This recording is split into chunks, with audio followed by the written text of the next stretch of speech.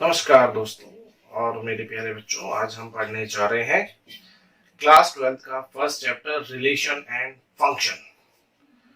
ठीक है, तो चलिए स्टार्ट करते हैं। जैसे कि इसका नाम है रिलेशन एंड फंक्शन, तो पहले इसके बारे में हम जान लेते हैं। इस चैप्टर में 3 टॉपिक हैं जो करने वाले हैं। सबसे पहला रिलेशन, जिसको हमने पढ़ना है सेपरेटली।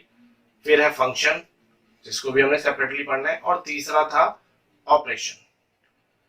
तो रिलेशन, फंक्शन एंड ऑपरेशन, ये 3 टॉपिक आते हैं चैप्टर फर्स्ट में। बट 2019 में ऑपरेशन वाला टॉपिक कटवा दिया गया। ठीक है, तो अब बचे हमारे पास करने के लिए रिलेशन एंड फंक्शन, ये 2 टॉपिक्स हैं। इन दोनों को अगर आप डीपली कर लेंगे तो आसानी से आ जाएगा। क्लियर है? इस चैप्टर के बारे में बता दूं, ये चैप्टर है लैंग्वेज वाला। लैंग्वेज यानी कि स्टेटमेंट लिखने वाला, कि आपको लैंग्वेज का इस्तेमाल करना पड़ता है। मैथ्स 2 तरीके होता है, कैलकुलेशन वाला, कि हाँ भाई कैलकुलेशन कर दिया, फैक्टराइज कर दिया, कुछ भी है, एलसीएम लेना, कैलकुलेशन टाइप। और एक होता है जिसमें स्टेटमेंट लिखनी होती है, जिसका एक फॉर्मेट होता है, उसी में आपको उसका आंसर लिखना है। ठीक है, मतलब लैंग्वेज वाले को हम ऐसे समझ सकते हैं कि स्टेप्स 2 हैं, वो ही लिखना है, बट फाइनल आंसर लिखने से पहले आपको दिमाग लगाना है। क्लियर है? तो चलिए स्टार्ट करते हैं। रिलेशन एंड फंक्शन में सबसे पहला टॉपिक है रिलेशन। तो रिलेशन के बारे में थोड़ा जान लेते हैं। क्या होता है रिलेशन? जब 2 या 2 से ज्यादा एलिमेंट्स के बीच में एक ऐसा कनेक्शन हो या ऐसा लिंक हो जिसको हम रिकॉग्नाइज कर सकें, means they are in a relation. ठीक है, आई रिपीटेड, कि जब 2 या 2 से ज्यादा लोगों के बीच में एक ऐसा कनेक्शन हो या ऐसा लिंक हो जिसको हम रिकॉग्नाइज कर सकें, मतलब वो रिलेशन में है। ठीक है, ये था इसका मीनिंग। अब मैथमेटिकली भी जान लेते हैं। तो मैथमेटिकली जानने के लिए हमें देखना पड़ेगा कि एक सेट लेते हैं। क्लास 11th में हमने सेट्स पढ़ा था वाला चैप्टर, उसमें से एक सेट ले लिया ए। ठीक है, और उसके एलिमेंट है 1 2 3। फिर दूसरा सेट लिया हमने लाइक बी। ठीक है, और उसके एलिमेंट है आपका 4 5। अब हम क्या करते हैं, दोनों का क्रॉस प्रोडक्ट निकालते हैं। क्रॉस प्रोडक्ट निकालते ही दोनों मिक्स हो जाएंगे, पेयर बन जाएंगे। 1 का मतलब इधर के हर एक एलिमेंट का दूसरे सेट के हर एक एलिमेंट के साथ 1 4 1 5 2 4 2 5 3 4 3 5। तो ये रिजल्ट हो गया ए क्रॉस बी का। ठीक है, अब यहां से जो चीज निकल के आती है रिलेशन, अगर मैं बोलूं तो वो इसी क्रॉस प्रोडक्ट में से निकलेगा, इसके बाहर नहीं जाएगा। ये सारे के सारे नहीं है, इन्हीं में से निकलेगा। इसके बाहर में से रिलेशन ए और बी के बीच में नहीं हो सकता। ए सेट के एलिमेंट और बी सेट के एलिमेंट के बीच में अगर रिलेशन होगा तो इस क्रॉस प्रोडक्ट में से ही निकल के आएगा। ठीक है, चलिए और थोड़ा जानते हैं।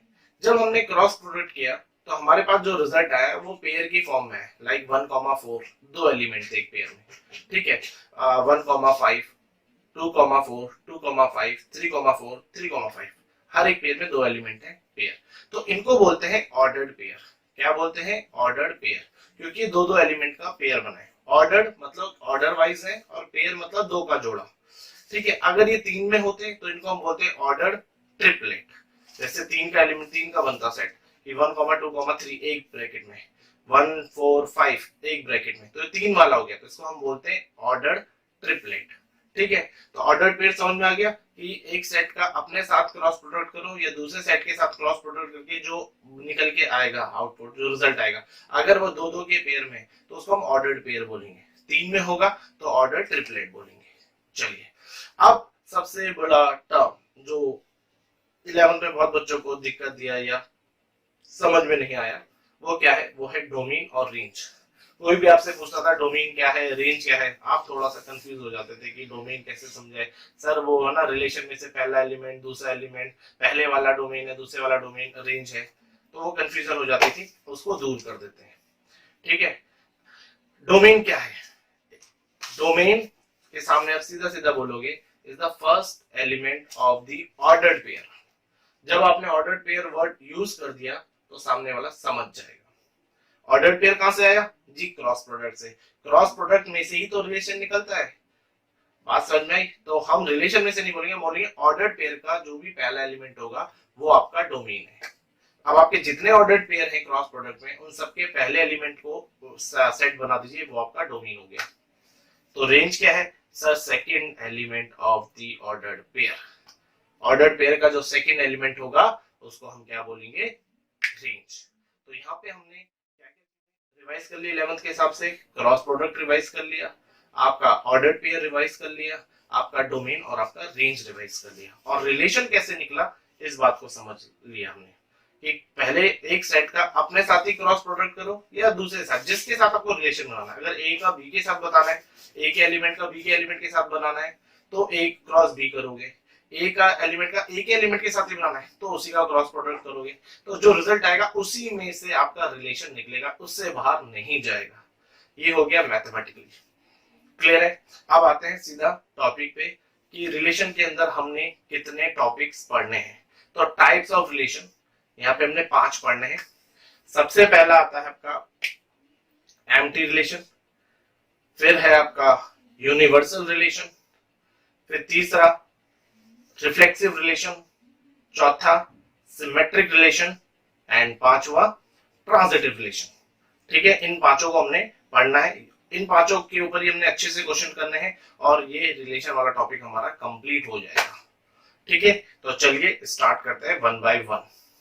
तो चलिए स्टार्ट करते हैं एक एक करके, पांचों रिलेशन का, टाइप्स ऑफ रिलेशंस का हम जरा जिक्र कर लेते हैं। ठीक है, रिलेशन को समझने के लिए ये चीज देख लीजिए कि हमेशा आपके सामने दो चीजें होंगी, एक होगा सेट और एक होगा रिलेशन। ठीक है, इन दोनों के अलावा और कोई चीज इंपॉर्टेंट नहीं है। तो आपने सबसे पहला फोकस करना है कि सेट क्या दिया हुआ है, और दूसरा फोकस करना है जी रिलेशन क्या दिया हुआ है। तो चलिए देखते हैं। मान लो कोई भी एक सेट दिया हुआ है और एक रिलेशन दिया हुआ है। ठीक है, आपका काम क्या है कि उस सेट के अंदर जितने भी एलिमेंट हैं उनमें वो जो रिलेशन गिवन है उसको सेटिस्फाई करना है। और रिलेशन एक बारी में हम दो एलिमेंट लेके ही यूज करते हैं कि दो एलिमेंट लिए उनके बीच में हमने चेक करना है। तो पहला एम्प्टी रिलेशन। एम्प्टी रिलेशन क्या कहता है कि जब एक जो गिवन सेट है आपके, उसके जितने भी एलिमेंट हैं उनमें से कोई भी एलिमेंट एक दूसरे से और जो रिलेशन दिया है उसके अकॉर्डिंग रिलेट नहीं कर रहा है। ठीक है, मैंने सेट में से कोई भी दो एलिमेंट उठा लिए, उनके बीच में ये रिलेशन डाला और वो मैच नहीं कर रहे हैं, वो सेटिस्फाई नहीं कर रहे हैं, तो हम कहेंगे no element are related to other element of the given set under this relation means there is a empty relation. Clear है?